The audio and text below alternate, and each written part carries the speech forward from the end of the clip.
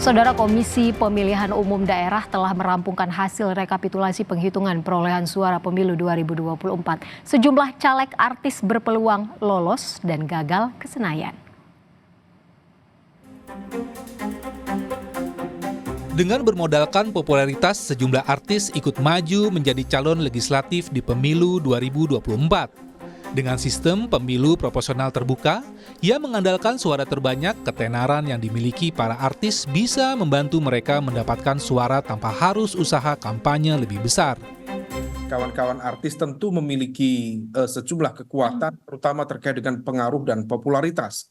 Dan kalau misalnya kita bicara rumus dari elektabilitas, tentu harus memiliki basis popularitas yang kemudian popularitas tentu harus linier dengan ketersukaan atau likability, dan kemudian kalau misal digarap secara optimal dengan sosialisasi, dengan door-to-door canvassing, maka kemudian bisa berubah menjadi electability atau keterpilihan. Nah, di dalam konteks ini, diakui atau tidak, kawan-kawan artis tentu memiliki luxury yang jauh berbeda dibanding dengan caleg-caleg konvensional pada umumnya. Dari 80-an artis yang terdaftar sebagai caleg, ada sejumlah artis yang diprediksi memperoleh kursi di parlemen. Namun tak sedikit juga artis yang diprediksi tak lolos maju ke Senayan. Sejumlah artis yang diprediksi lolos ke Senayan diantaranya musisi Ahmad Dhani, yang memperoleh 134.227 suara yang maju dari Partai Gerindra di Dapil Jatim 5. Lalu ada Farel Bramasta dengan 94.810 suara dari Partai Amanat Nasional di Dapil Jabar 7. Kemudian Nafa Urba memperoleh 67.652 suara dari Partai Nasdem di Dapil Jateng 6. Sigit Purnomo atau Pasha Ungu bertarung untuk Partai Amanat Nasional atau PAN di Dapil DKI Jakarta 3 dengan 50.222 suara. Ada juga Once Michael yang maju melalui PDI Perjuangan di Dapil DKI Jakarta 2 dengan 47.896 suara. Serta Uya Kuya dengan raihan 43.326 suara untuk PAN di Dapil DKI Jakarta 2. Di sisi lain, meski meraih suara tertinggi, ada juga artis yang diprediksi tak lolos ke Senayan. Mereka diantaranya Krisdayanti dengan raihan 70.111 suara. Diprediksi tak lolos karena kalah bersaing dengan sesama caleg PDI Perjuangan di Dapil Jatim 5. Lalu Anang Hermansyah dengan raihan 39.086 suara diprediksi gagal lolos dan juga kalah bersaing dengan sesama caleg PDI Perjuangan di Dapil Jabar 5.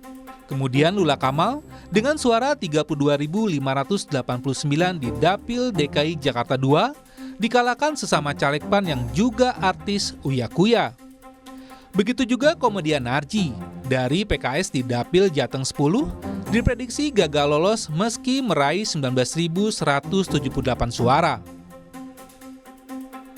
Selain nama-nama di atas, ada sederet artis lain yang lolos maupun gagal melenggang ke Senayan. Kepopuleran memang jadi peluang bagi artis maupun parpol untuk mengatrol suara menuju Senayan. Sementara bagi masyarakat, munculnya wajah artis di kertas suara pemilu jadi alternatif dari kebingungan mereka dalam memilih caleg. Soal kapabilitas bisa jadi dianggap belakangan. Tim Liputan, Kompas TV.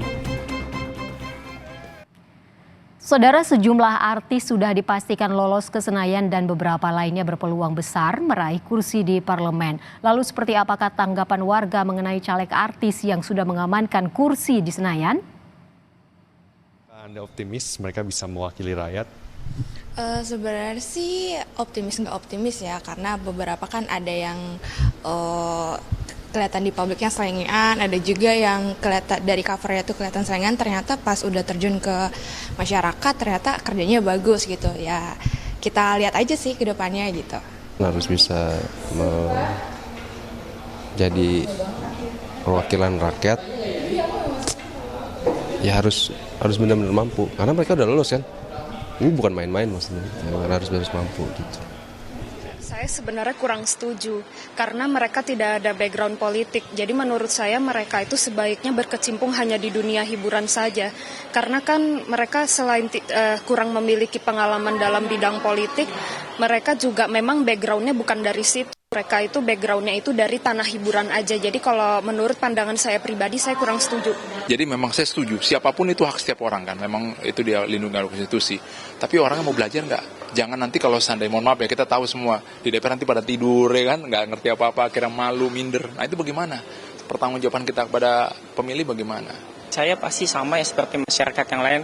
Kalau bisa mewakili aspirasi-aspirasi di masyarakat kalangan ke bawah gitu. Karena memang jika melihat di sekarang ini kan banyak sekali ya DPR yang apatis atau tidak mendengarkan masukan dari masyarakat.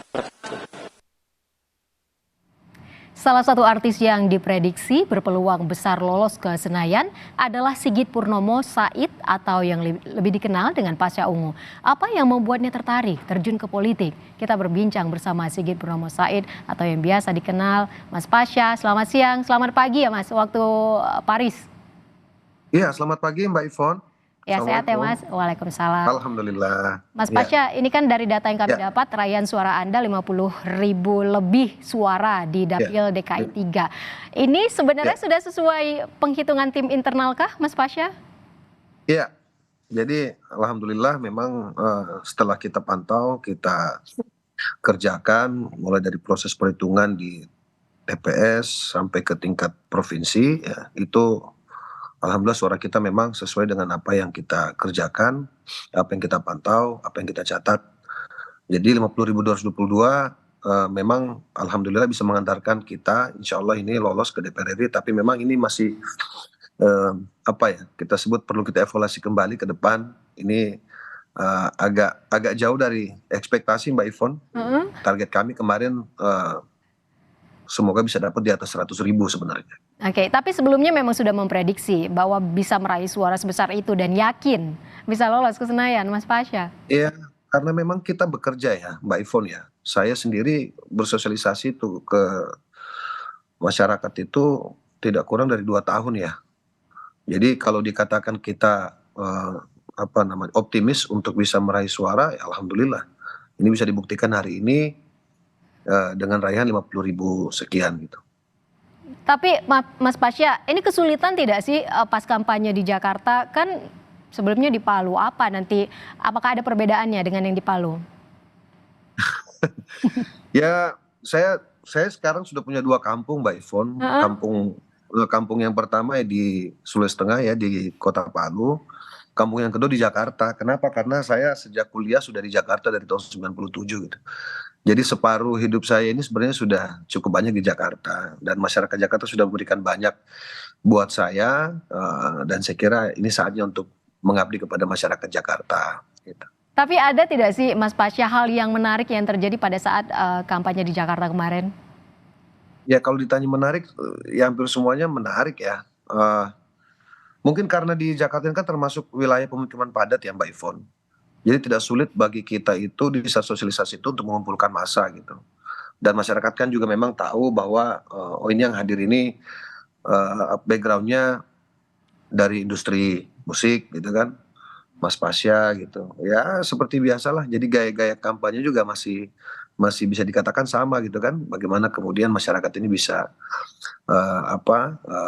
mendengarkan langsung apa yang mau kita sampaikan melalui media-media hiburan yang kami lakukan di saat bersosialisasi.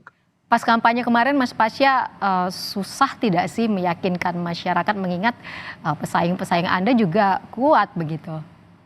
Saya katakan kepada masyarakat, saya ini bukanlah yang terbaik ya, tetapi paling tidak kami sudah punya bekal pengalaman di eksekutif kemarin di saat kami menjadi wakil wali kota, bahkan pernah menjadi PLT wali kota di Kota Palu.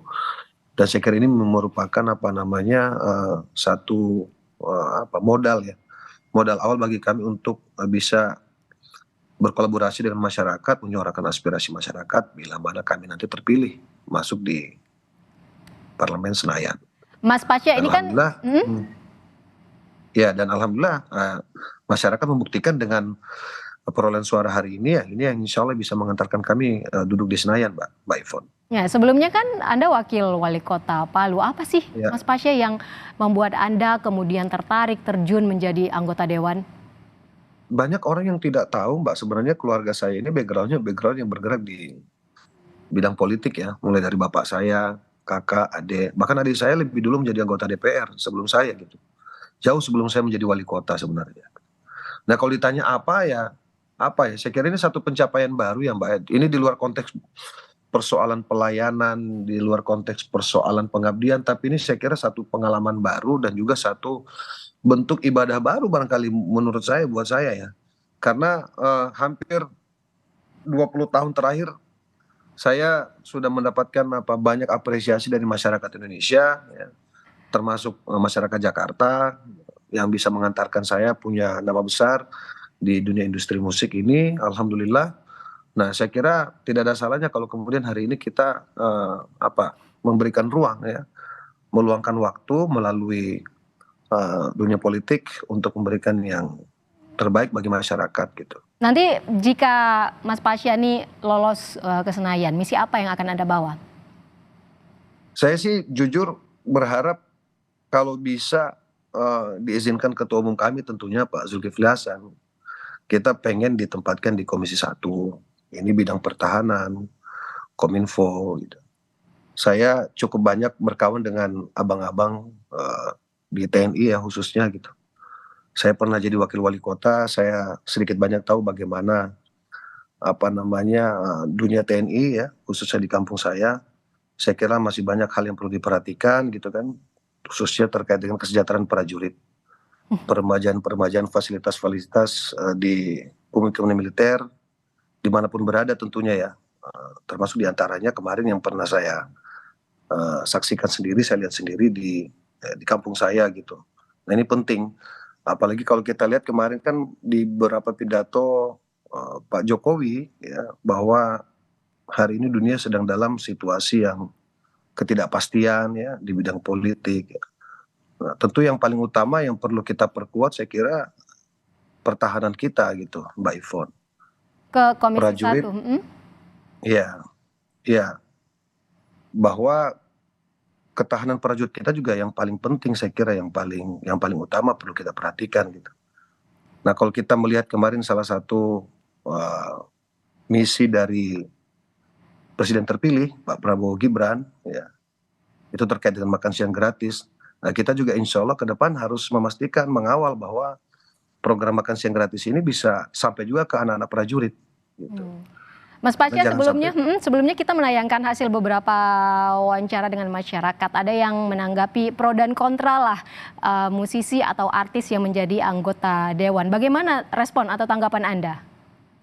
Ya saya kira semua orang bebas berpendapat ya Mbak Ivon, dan kita juga tidak mungkin kemudian membuat pembenaran sendiri ya.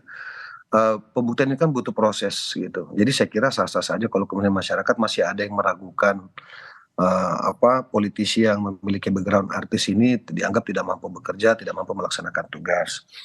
Ya silakan saja, nggak ada masalah. Nanti kan hasil akhirnya yang akan menentukan gitu seperti apa. 5 tahun ini kan panjang ya, dan perlu kerja-kerja yang baik yang kemudian bisa menjadi alat ukur bagi masyarakat untuk bisa menilai bahwa si politisi yang berangkat dari artis si A, si B, si C ini memang ternyata yang ini dianggap bisa bekerja, ini yang ternyata tidak mampu bekerja. Oh ini yang hanya menjadikan posisi hari ini tuh sebagai batu loncatan dan seterusnya itu saya kira sah-sah aja lah. Kita tidak perlu menghabiskan waktu berdebat tentang itu ya. Saya kira ini tugas yang besar khususnya bagi saya pribadi, amanat yang besar dari masyarakat, dari partai kami, ini perlu kami laksanakan dengan baik. Banyak yang perlu kami perjuangkan khususnya di dapil saya di Jakarta gitu ya. Di Jakarta kompleks Mbak Ivon, banyak yang masih bicara tentang banjir ya, banyak yang bicara tentang bagaimana dekorasi kota Jakarta. Terus hari ini ada isu baru terkait dengan perubahan status Jakarta menjadi daerah khusus Jakarta. Terus terkait dengan akses pendidikan ya kan, fasilitas kesehatan yang belum masuk sampai ke tingkat yang paling bawah ya. Ini juga penting untuk kita jawab ke depan gitu. Nah kita ini salah satu dari kapal besar di DPR nanti yang perlu memastikan bahwa semua ini akan tersuarakan gitu Mbak Ivon gitu. Ya, mudah-mudahan lancar ya Mas masuk ke Senayan seperti yang diinginkan di Komisi 1 di bidang pertahanan. Bisa bekerja sama dengan bisa bekerja sama dengan teman-teman di rekan-rekan di TNI Polri. Semoga amanah. Terima kasih banyak Mas Pasya sudah bergabung bersama kami meski sedang tidak berada di dalam negeri ya. Terima kasih, sehat selalu. Selamat siang, selamat pagi waktu Paris Mas Pasya. Selamat pagi. Ya.